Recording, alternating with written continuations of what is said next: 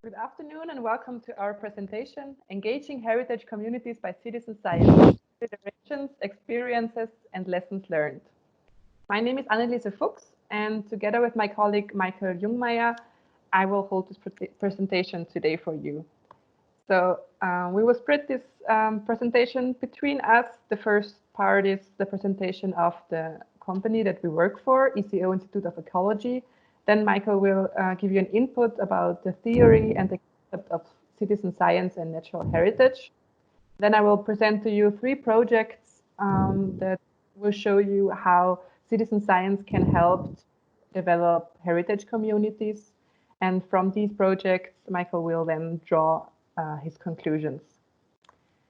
So we both work for ECO Institute of Ecology. This is a research-oriented institution based in Klagenfurt in the south of Austria that is focusing on nature conservation in the 21st century.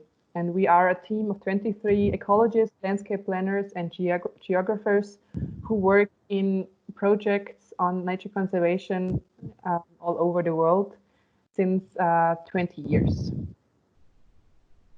And now I would like to give the talk to Michael Jungmeier to introduce himself.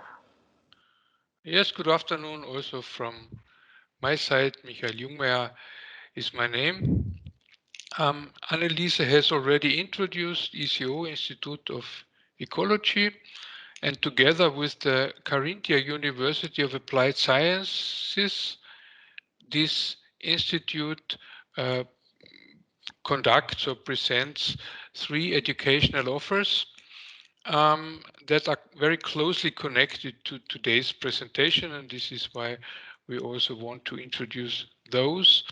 One is the European Parks Academy, which is a summer university in Klagenfurt in Austria. It is attended by professionals from protected areas and from heritage sites in order to exchange experiences and to learn about new trends and technologies. The second offer is an educational offer for nature conservation engineers, which is a very technical education with questions how to implement conservation projects in a most efficient way. And the third educational offer is a Master of Science program, which is on managing conservation areas, so on how to deal with large conservation sites and large heritage sites. Based on these experiences, we want to present and discuss today the opportunities and possibilities of connecting instruments of citizen science with the management of heritage sites in general and with the activities of heritage communities in particular.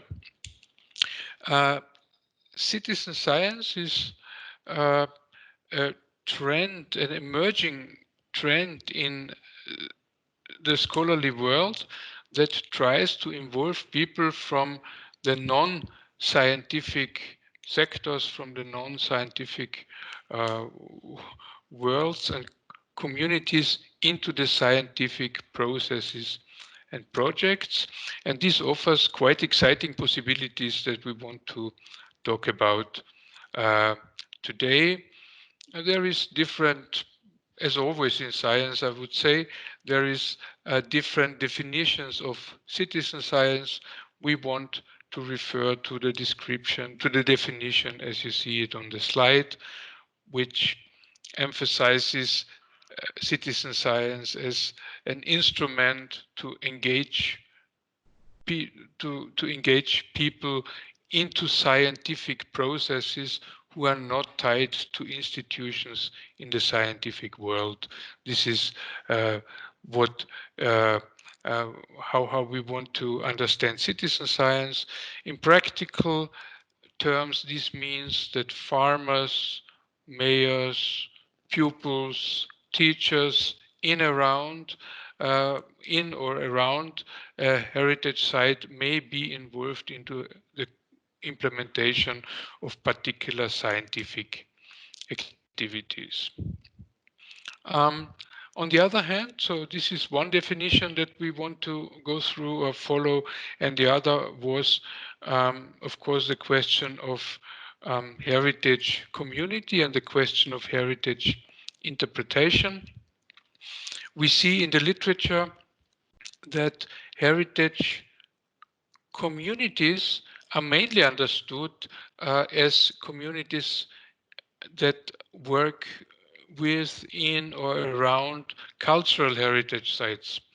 But we also consider it quite appropriate to think of involving people into the scientific activities of cultural heritage sites, and also it makes sense to create heritage communities for natural heritage sites. Natural heritage sites, nature parks, national parks, natural monuments, usually are in a somehow in a bipolar situation with the surrounding communities, because on one hand there's always some conflicts to be solved, and on the other hand a lot of synergies and a lot of support can be generated. As you know, and as you can imagine, the natural heritage can have very different scales. It can be individual, small scale natural monuments, a waterfall, an old tree, a small biotop, and it can be really large areas such as ancient forests or primeval forests or large mountain ranges. So we have natural heritage on very different scales. Many of these sites, of course, have implications on the land uses and on the livelihoods of the people. And this is why it is absolutely necessary, and it is actually state of the art, that the stakeholders are involved into, at least in the discussions what management measures shall be taken, and in many cases they are also involved not only in the decision making but also in the implementation of different activities. And many of these natural heritage sites, they have educational activities and they also have scientific activities, and these are like the means and the tools to connect with local stakeholders as well. In our previous experiences, we had a lot to do with UNESCO heritage sites, being biosphere reserves as conceptualized in the Man and Biosphere program of UNESCO. Of course, it is a UNESCO World Heritage sites, meaning sites of outstanding universal value. And thirdly, it is the geoparks, the network of UNESCO geoparks. In this broader context, we have made some experiences, and Anneliese will come up with 3 showcases to illustrate some of these examples for citizen science involving heritage communities. Anneliese. Thank you, Michael, for introducing us to the theory of citizen science and pointing out the role of natural heritage. I will now present to you 3 projects that we dealt with in the past in our institution, which show how citizen science can develop heritage communities. So the first one would be the Geo-Day of Nature, which is a field research day annually proclaimed by the Geo magazine since 1999. And since 5 years, we, as ECO Institute of Ecology, organize this event annually in the Nockberger Biosphere Reserve in Carinthia, the south of Austria. So each year on one early summer weekend, experts and nature enthusiasts swarm out for 24 hours in a defined area to discover what animal and plant species grow there. And at the end of the day, they come together and jointly identify and document the species that they have found. So the Geo-Day of Nature in the past years has had in Carinthia about 45 experts, and they usually found about 1,000 species each year, which are sometimes very characteristic for the biosphere reserve, but also quite a few times there were first records also. The Geo-Day of Nature is one of the largest field research events on biodiversity in Europe and aims to create awareness for this entire sensitive system that we live in and cause on people to take concrete action. So this is an example for a nice symbiosis between experts and nature enthusiasts, because on the one side, valuable data is collected which is necessary for preserving the heritage of the biosphere reserve. And on the other hand, in a time span of 24 hours, all the expertise of the participant is assembled to really focus on this one important topic, and this also welds together. And experience has shown that the people who participated in this event also come back in the following years to work on this project together. The next example that I want to show you takes place in Velden, which is a municipality also in the south of Austria. And the LEADER project Flora at Velden basically deals with school education and the topic of migrating plants. So the idea is that the children and young people who attend the schools and kindergartens in Velden come from very diverse regions of the world, just like the plants in their surrounding. So the aim was to that the kids associate the topics of inclusion and diversity with a positive feeling. So each kid was assigned a plant and they had to find out everything about it. They had to do research on it. They had to conduct interviews. They had to dry the plant and create a herbarium specimen. And at the end, they got pretty confident in identifying the plant in the field. Also, if the plant was unpopular or very unknown, they got confident in talking about it. And by talking about it, the heritage community, so the children, be it the newcomers or the ones that have always lived in the area, grew together, and they got to know that plants that they usually took for granted as a part of the local landscape sometimes come from other parts of the world, and that without these plants, our daily menu and the appearances of our fields would look quite differently. And sometimes also these plants have a very eventful history in coming here, which mirrors the history of some of these children or of their families, parents, or ancestors. So this project not only has a scientific aspect, but also a very strong emotional and social one. And the third project is called The Game of Clones. This sparking science project revolves all around the Falloppia japonica, Japanese knotweed, which is an invasive species that got introduced to Europe in 1825 and is a very adaptable and competitive plant that once it establishes, it reproduces very quickly with its rhizomes and generates genetically identical stands. And there is no consensus among conservationists as to which control approach is the best or the most efficient.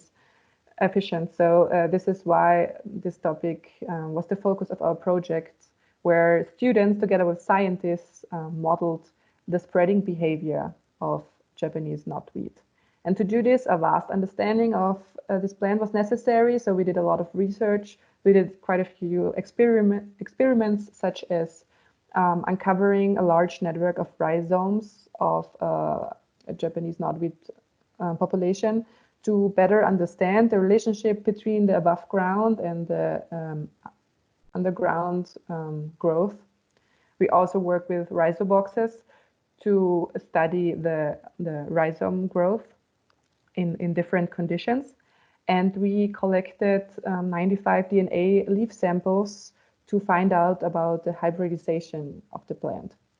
And all these results led to the creation of a computer simulation and the analog and digital version of a cooperative strategy board game called Game of Clones.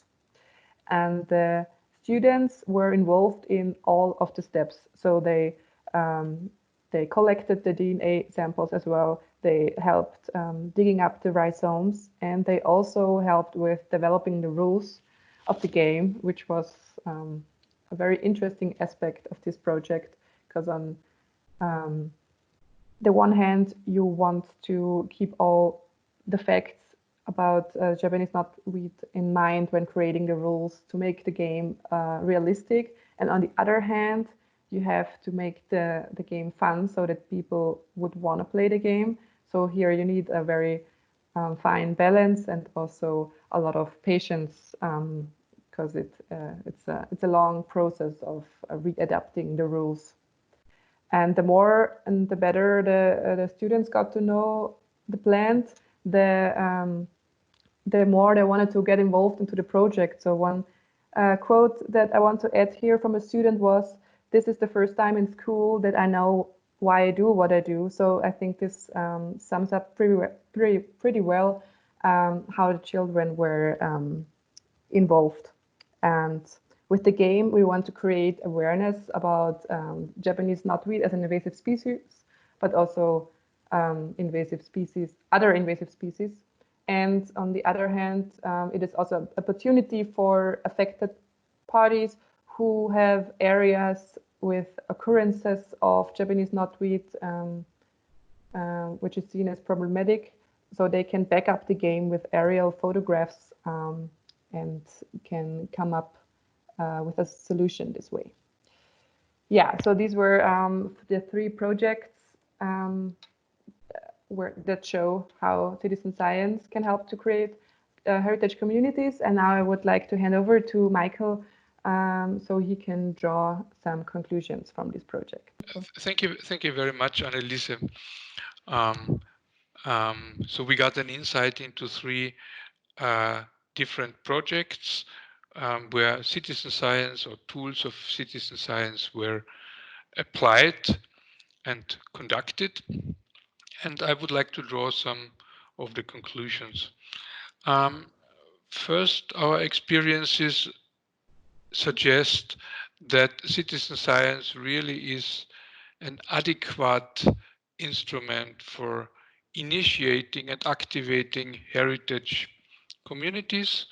The quote of this pupil, as just mentioned by Anneliese, I think it's really to the point. People start to understand what all this buzz is about. In particular, citizen science can stimulate and trigger the identification of a community with a particular topic, because you need to go, the activities need to go more deeper when you're actively involved. And so we see that citizen science can support the process of intellectual and emotional empowerment, and maybe even appropriation and connection to a particular site or to a particular conservation issue or item. And last but not least, citizen science can be a contribution to demystify, to demystify scientific work and scholarly world in general. Not always the work of scientists is very transparent. For people, it is somewhere in high-ranked journals published, which are not accessible or cannot be understood by a broad audience. So citizen science can help to approach science in a more daily environment. We see, and I think this is also important to consider or to notice, that there is different intensities. There's different intensities of involving public, a broad public into scientific project. On a very general level, it can be just crowdsourcing, inviting different people to like bring along or to pool different resources. The next level is already also to integrate intellectual components and to develop something like a distributed intelligence. So also to pool intellectual resources. The third level of involvement is already a really participatory science, which means that public, the non-scientists, are already involved in the development of the research question. So the research question can be related to very daily questions or problems that occur in daily life. The public can be involved into the collection of data, of course, but also in the analysis of the data, and this is very important, also in the interpretation of data. And of course, this also leads to the communication and distribution strategies where the broad public audience can be involved. And then there is a fourth level, which is called or understood or considered to be extreme citizen science, where most of the scientific activities are implemented and conducted by layman people, so by non-scholarly people, and they only receive instrumental and technical support by the scientists. These extreme citizen science formats, they may come up with surprising results sometimes, and therefore can stimulate scientific discussions as well. And a last point which we want to stress as well is that, of course, there is some potential problems or questions that should be considered very carefully when setting up a citizen science project. One thing is that citizen science is not only about harvesting data. So it is not only about collecting data. It is very much about distributing data, about making data available as well. So the citizen science concept needs to be considered in all research steps. In some communities, citizen science has a connotation which indicates that citizen science sometimes is just meant to be a cheap way of science, just collecting data by unrewarded and unrecognized people, exploiting volunteers and exploiting unpaid workforces. And it is very important for us to state that this is not citizen science. Citizen science shall be an instrument to find new scientific results, to generate new ideas, and to come to a different quality of science, and not just to generate a cheap way of science. In the scholarly world, intellectual property rights are very clearly regulated, and all these citation rules, all the students need to follow that. When dealing with laymen and non-scholarly people, these intellectual property rights need to be considered as well. So if many people contribute, for example, photographs or a series of photographs or a photo or a collection of data, their property rights need to be considered and properly reported, which is not only a question of fairness, it's also a question of a transparency of the process and the transparency of the results. And as a final point, we want to point out that also it is a question of a fair share of the resources, of the recognition, of course, and of the results as they are produced. And if these considerations uh, can be uh, respected, then we can summarize that citizen science can trigger the identification of a community with a particular site, and it can significantly also contribute to new scientific findings. We want to stress on the fact that a lively community, a lively heritage community, of course, needs a purpose, and that a scientific activity can be this kind of a purpose. This is what we wanted to share with you. We thank very much for your attention, and we look forward to a lively discussion. Thank you very much. Thank you.